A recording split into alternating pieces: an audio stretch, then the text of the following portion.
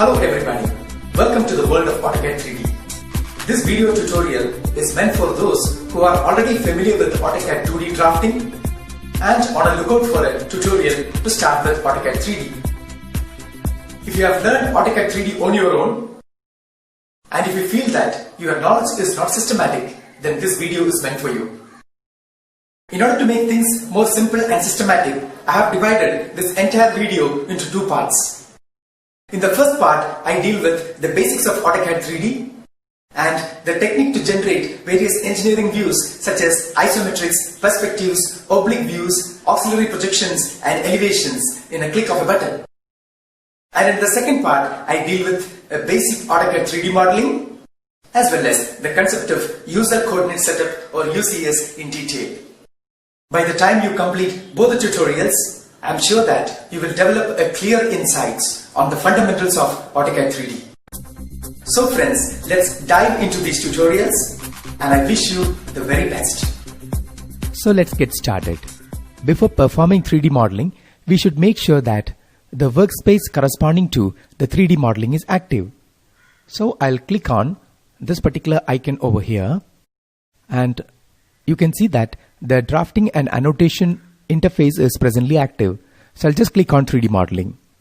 So once you click on that, you will see commands specific to 3D modeling and visualization in the ribbon panel. When you work in 2 dimension, you are concerned only about the X and Y axis.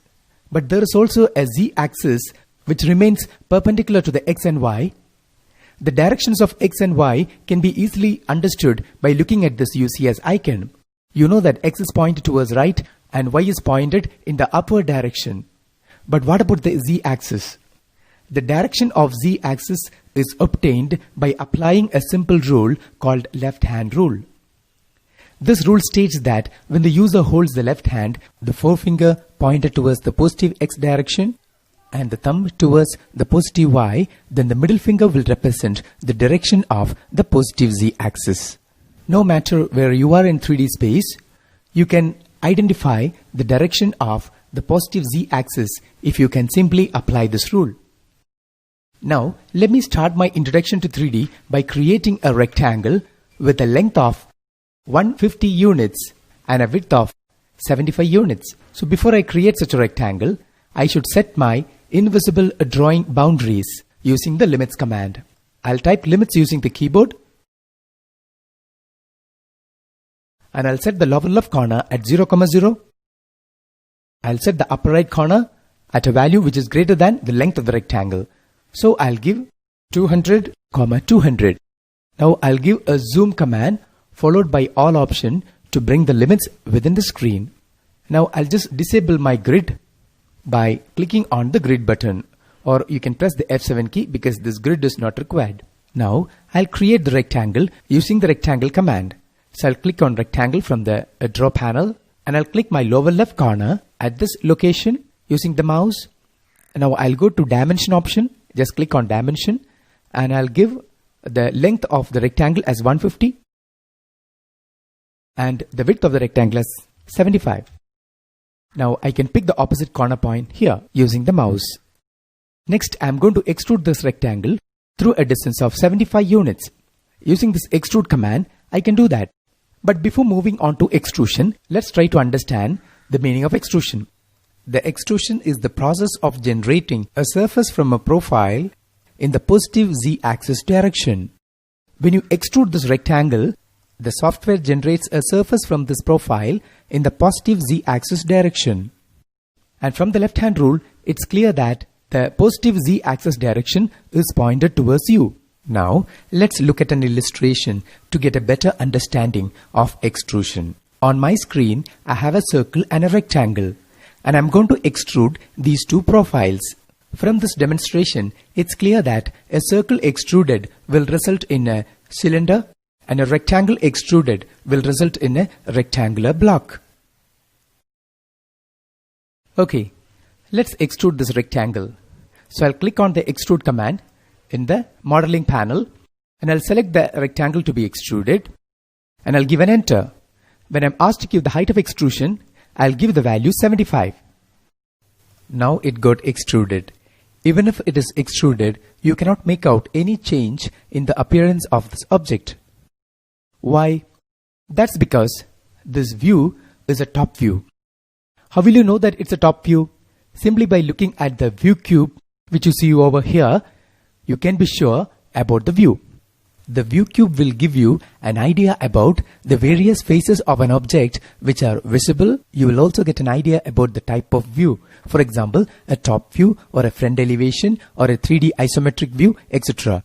There are two different ways to control the display of this view cube. If you want to turn off the view cube, you can give the view cube command. So I'll give view cube and it can take the value 1 or 0. If you give 0, you are suppressing the display of this object. You can give the view cube command and give the value 1 to turn it on. Okay, now it's back. The second method is right click on the screen and you just go to options and you will get the options dialog box. Here you have the 3D modeling tab. Just activate 3D modeling tab and you can disable the 2D wireframe visual style and all other visual style which you see under display view cube option, and click on apply to turn off the view cube. You can just activate these two options to bring it back to the display. Now it's clear that it's a top view. It's just like looking from a top of a building. When you take such a view, you simply cannot judge the height of that building. Now if you want to see the height of extrusion which is given and the surface which is generated because of extrusion, you have two alternatives. Let's go back to the demonstration to find out these two alternatives. You can rotate the object in 3D space to see the thickness as you see in the demonstration. But when you rotate an object, you should specify the axis as well as the angle about which the object is to be rotated in 3D space. So that is relatively difficult. So let's consider the next alternative.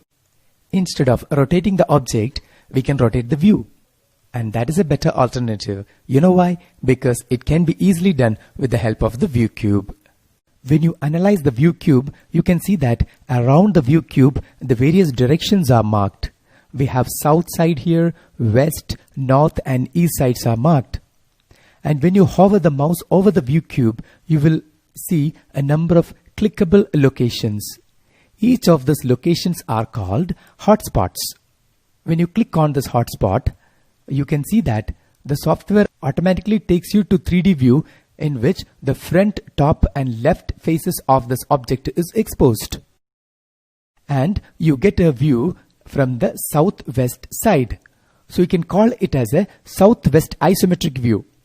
It is called an isometric view because these two edges are equally inclined with the horizontal and the front, left and top faces are equally exposed. So when you click on the hotspot of the view cube, you can rotate your view to see the extruded surface, and the software also gives you a perfect southwest isometric view, which is one of the most commonly used views in engineering visualization. At the upper left corner of the screen, you can control the visual style as well as the type of view.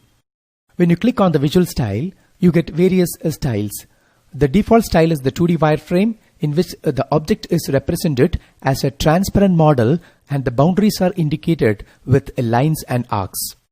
And when you go for conceptual, AutoCAD uses cool and warm colors to represent the various faces, and it won't show any other color. And when you select hidden, the software gives you a hidden representation in which the display of the back faces are hidden.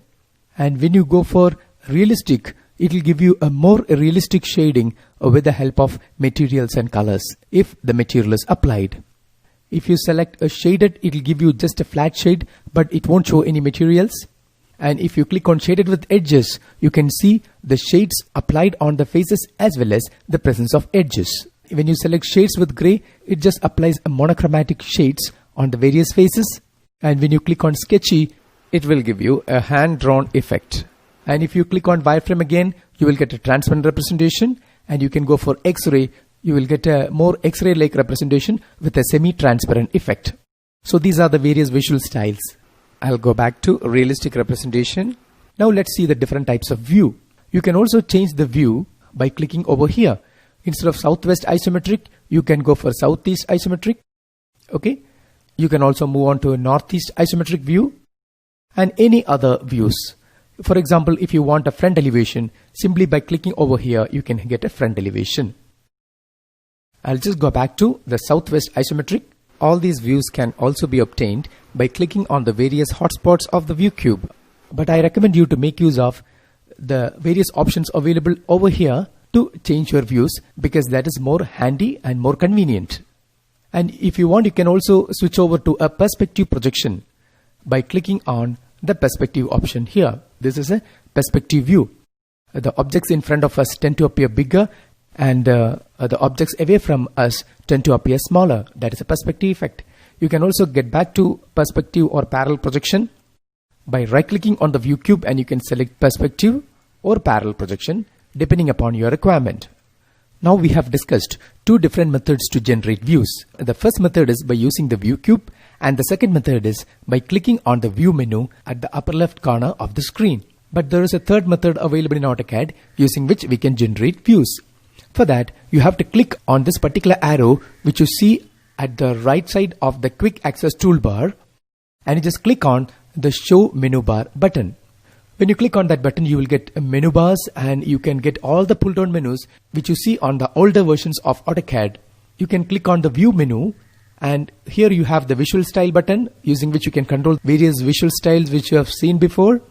And you can also change the views by clicking on the 3D views menu. So if you are using the older versions of AutoCAD, you can stick to this method to generate views as well as to change your visual styles. So we have discussed three different methods in AutoCAD to generate 3D views. Generating views using the view cube has some speciality. For example, along with the view cube, you can see a home button. When you click on this button, you can always restore the southwest perspective view, because that view is the default view. Suppose if I click on this particular hotspot in the view cube, you have got a southeast isometric. If you want to reset your view back to the home view, you can just click on the home button to get the southwest perspective view. So that is one speciality of the view cube. Second speciality is that the various faces of an object is identified based on the view cube. So the view cube will act as a compass in AutoCAD. For example, simply by looking at the view cube, you can be sure that this is a front face, because you can relate each face of an object with the corresponding face in the view cube. So this is the front face, and this is a top face, and this is a left face. The second advantage is that using the view cube, you can generate all types of views such as isometrics, elevations and perspectives. Apart from that, you can generate a special view called auxiliary view, which is possible only through view cube. How will you generate such a view? I'll just take my cursor over here, and I'll just give a click on this hotspot.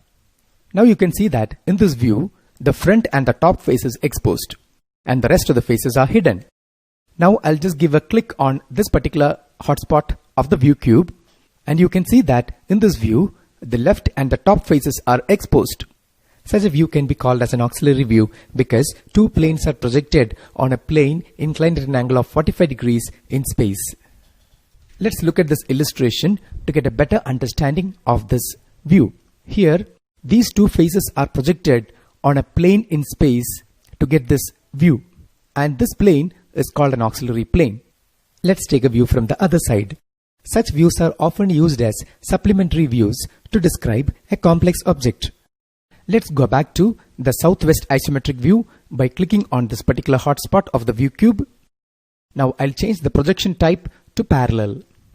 Another important point to be kept in mind before generating views using the view cube is that before we generate a view using the view cube, your coordinate setup should be set at WCS.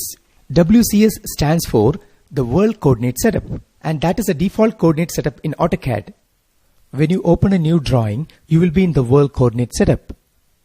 But as a user, you have got the freedom to create coordinate setup of your own for various applications. Such a coordinate setup created by the user is called a UCS, or User Coordinate Setup.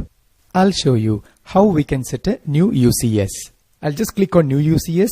Now it will ask you to define the origin point of the new coordinate setup. I'll click this corner. Now it will ask you for the x-axis direction. I'll click here. Then it will ask you for the point on the XY plane. So I'll click a point here. Now you can see that you have created a new coordinate setup, and this is called a User Coordinate Setup. But when you look at the view cube now, this face is a top face and this is a back face. Previously that was a top face. In order to avoid such a situation, it is always better to set the coordinate setup to WCS or World Coordinate Setup before we generate a view using the view cube. At the upper left corner of the screen, we can see the viewport controls. When you click there, you will get a number of useful options related with view generation. For example, when you click on viewport configuration list, you will get a number of viewports. Each of this configuration will let you divide your screen into a number of subscreens. For example, if I select 2 vertical, your screen will get divided into 2 vertical subscreens. I can keep a particular view here, and I can just click to activate this viewport, and I can have a different view here. For example, I can have a southeast isometric view here. So 2 views of an object displayed simultaneously on the screen. You can just click on the same viewport control icon, and you can just click on maximize viewport to get the previous viewport back. At any point of time, you can just click on restore viewport to get the previous viewport configuration. Previously, when we have discussed about view cubes, we have seen 2 different methods to control the display of view cube. But this method can be treated as a third method to control the display of view cube. This is the simplest and easiest way. Just click over here to enable and disable the display of view cube. Here you have a navigation bar option. Once you click it, you will see the navigation bar. So navigation bar will let you navigate through your viewport using a variety of tools. For example, if you just click on pan, you can pan your display. When you click on zoom extends option, you will get maximum possible magnification. When you click on orbit, you can move the camera around the object. When you just click on the steering wheel, you will get full navigation controls. So steering wheel is meant for an experienced 3D user. When you take the cursor on the zoom tool, for example, when you just click it, you can perform magnification. And once you leave it, you will get back to the steering wheel. Once you click on orbit, you can just orbit the object about a pivot point. Once you leave it, you will again get back to the same navigation tool. Now, if I want, I can just click on pan to get the pan tool, and I can leave it. And here I have a rewind option available. So rewind option will give you a rewind tool using which you can go through the previous positions of the object. Okay, the AutoCAD can memorize all the previous positions of the object. You can just click on any desired thumbnail to reach on to that particular position. For example, if I want this position, I can just click the mouse there to get that position back. You can just click on this cross sign to close the steering wheel. In the navigation bar, we have a show motion button which is used to create camera-based animations to conduct presentations. We will have an exclusive video on camera animations in AutoCAD on a later stage. And once you create a particular view, you can always save this view using the view command. For that, just click on the Visualize tab and click on View Manager, and you can just click on the New button and you give a particular name for the view. I'll call it as, say, My View. You can give any name for this view and just give Apply. And that particular view will appear in the Views tab along with the standard view names. You can just click on the saved view name to restore it. In the Visualize tab, along with the saved view name, you can also see a number of standard views such as a top, a front, a bottom, northeast, etc. So in this tutorial, we have seen different methods in AutoCAD to generate standard engineering views. We will just recollect this information by generating different views using different methods. We will generate a southeast isometric by clicking on this particular hotspot of the view cube. But we should make sure that the world coordinate setup is active before we generate the view. Now I'll just click on this hotspot to generate southeast isometric. Next, I'll use the 3D views option in the view menu to generate a southwest isometric. So I'll click on southwest isometric. Next, I'll generate a northeast isometric view using the view option available in the upper left corner of the screen. So I'll click on northeast isometric. Now I've got that view. Next, I'll use the Visualize tab to generate a top view. So I'll click on Visualize tab and I'll click on top. So we have covered the various possibilities in view generation in AutoCAD 3D.